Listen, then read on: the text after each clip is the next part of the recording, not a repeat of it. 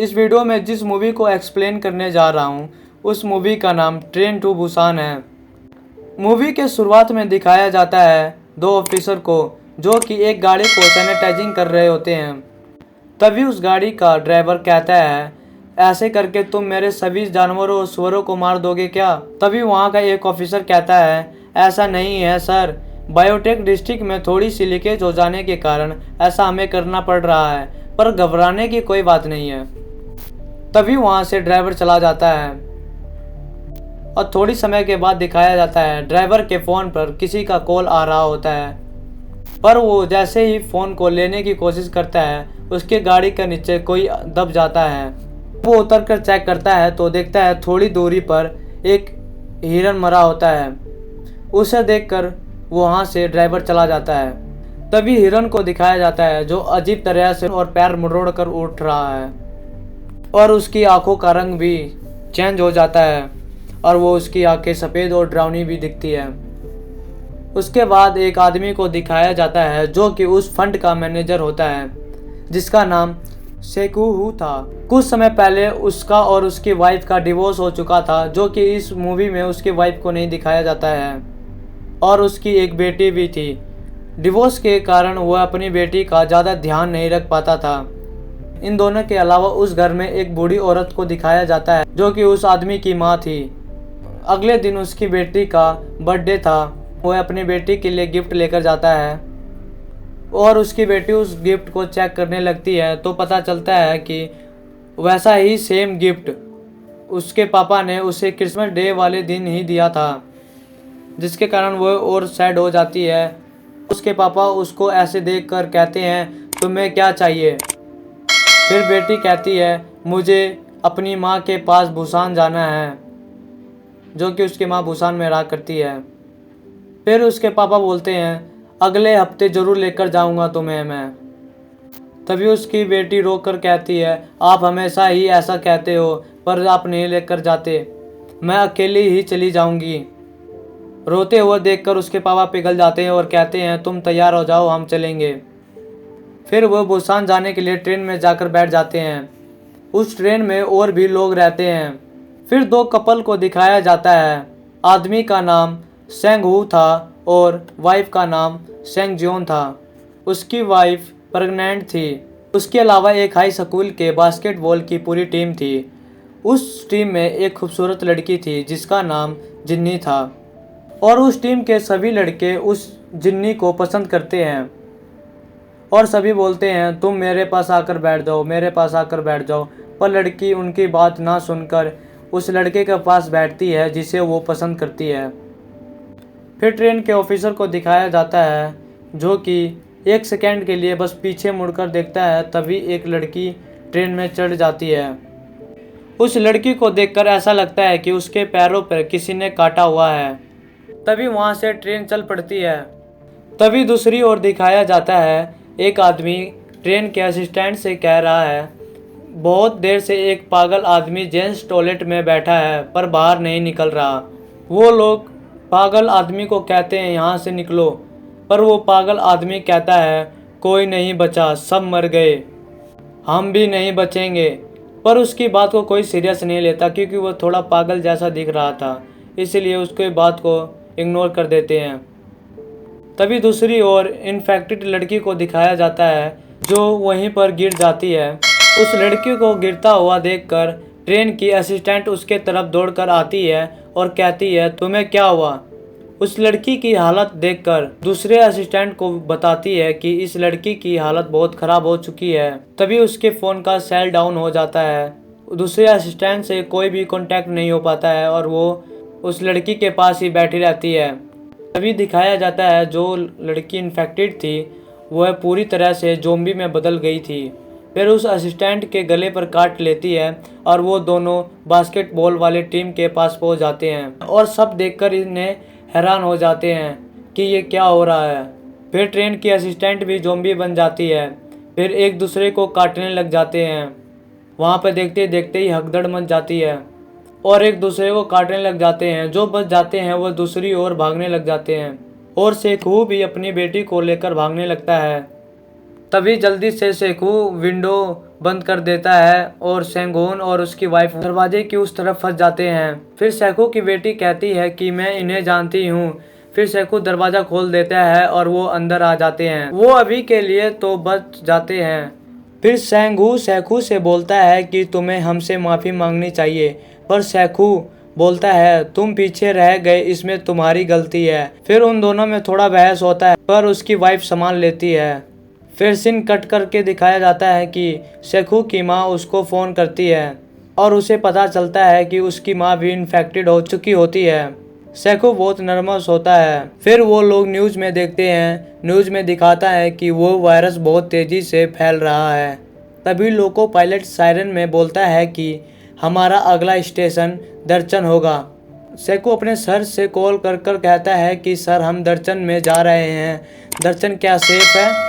फिर उसके सर कहते हैं दर्चन में पहले से ही आर्मी जा चुकी है, पर तुम दूसरे रास्ते से आना, मैं ऑफिसर भेजूंगा, तुम्हें सेफली घर पहुंचा देंगे। ट्रेन दर्चन स्टेशन पर पहुंचती है। वह स्टेशन पूरी तरह से खाली होता है, वहां दूर दूर तक कोई नहीं दिखाई देता। इसी कारण वह ट्रेन से लाइन वाइज उतरते हैं और एक एक कर कर आगे बढ़ते रहते हैं। वहां से सेखू अपनी बेटी को दूसरे रास्ते से लेकर निकल ही रहा था, तभी उसके पीछे एक पागल आदमी आता है। पागल आदमी वही है जो जेंट्स टॉयलेट में बंद था और सेखू की सारी बातें सुन लिया था, इसीलिए सेखू के पीछे भी जा रहा था वो।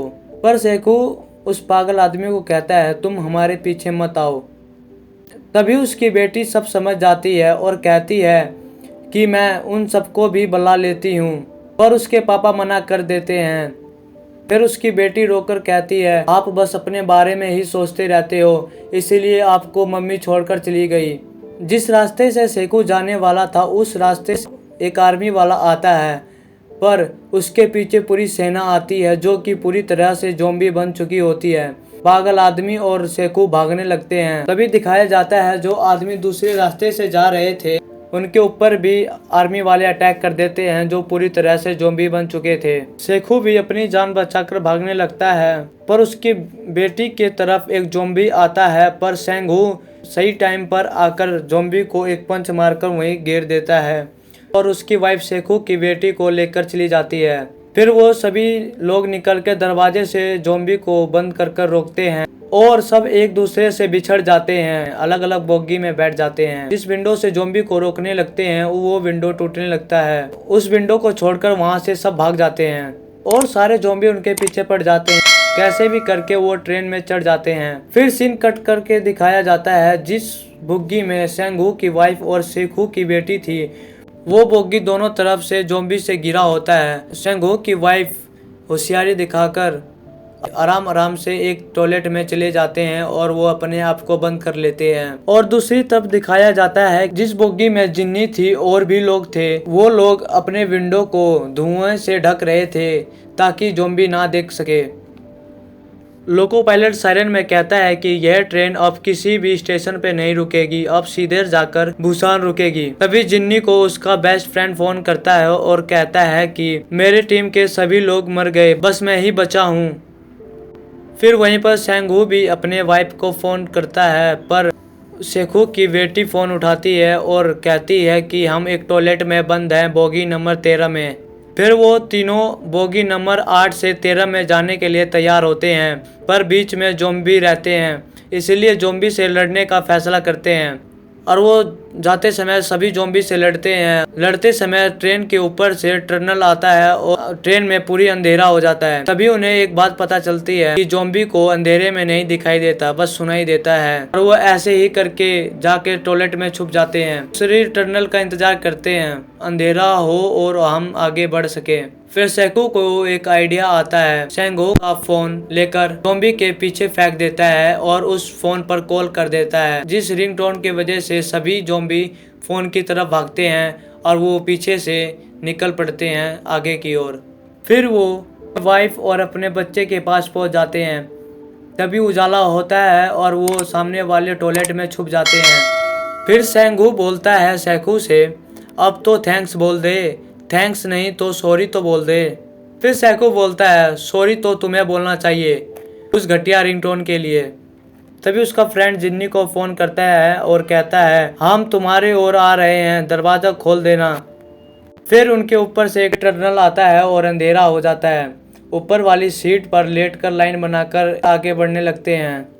आखिरकार वो लोग बोगी नंबर 15 तक पहुंच जाते हैं, पर वहां पर कोई भी दरवाज़ा नहीं खोलता। चैंग-हू जाकर उन्हें सभी ज़ॉम्बी को रोकने की कोशिश करता है, पर इधर दरवाज़ा कोई भी नहीं खोलता। दूसरी ओर दिखाया जाता है कि सभी लोग दरवाजे को कपड़े से बांधकर अपनी ओर खींच कर रख रखे हैं और जिन्नी को पकड़कर मुंह उसका बंद कर देते हैं, क्योंकि उन्हें ऐसा लगता है कि जो लोग आ रहे हैं वो सब इन्फेक्टेड हो चुके हैं, इसलिए दरवाज़ा नहीं खोल रहे। उन सभी के कारण चैंग-हू को एक ज़ॉम्बी काट लेता है, जिससे वो इन्फेक्टेड हो जाता है। धीरे धीरे ज़ॉम्बी में बदल रहा होता है। चैंग-हू से कहता है कि तुम मेरे वाइफ का ख्याल रखना। दूसरी ओर दरवाजे को तोड़ने में कामयाब हो जाते हैं। चैंग-हू कहता है कि मेरे बेटे का नाम सैला रहेगा। फिर जिस दरवाजे से वो ज़ॉम्बी को रोक रहा था वो दरवाज़ा टूट जाता है। फिर आखिरी दम तक चैंग-हू ज़ॉम्बियों से लड़ता है। फिर वो लोग दरवाज़ा तोड़कर अंदर चले जाते हैं। चैंग-हू जाकर उसको एक पंच मारता है जो दरवाज़ा खोलने से मना कर रहा था। सभी लोगों को वो आदमी और भड़का देता है, कहता है ये सब इन्फेक्टेड हो चुके हैं, ये ज़ॉम्बी में बदल रहे हैं। सब लोग उस आदमी की बात मानकर उन्हें जाने के लिए कहते हैं। फिर वो सब चुपचाप वहाँ से चले जाते हैं। वहाँ से जाने के बाद उन्हें एक दूसरे बोगी में बंद कर देते हैं। फिर एक लड़की ज़ॉम्बी की तरफ जाती है, जो कि उसकी दीदी इन लोगों के गलती के वजह से ज़ॉम्बी बन जाती है और वो दरवाज़ा खोल देती है। देखते देखते ही ज़ॉम्बी के शिकार बन जाते हैं, एक दूसरे को काटने लग जाते हैं और वो सब ज़ॉम्बी बन जाते हैं।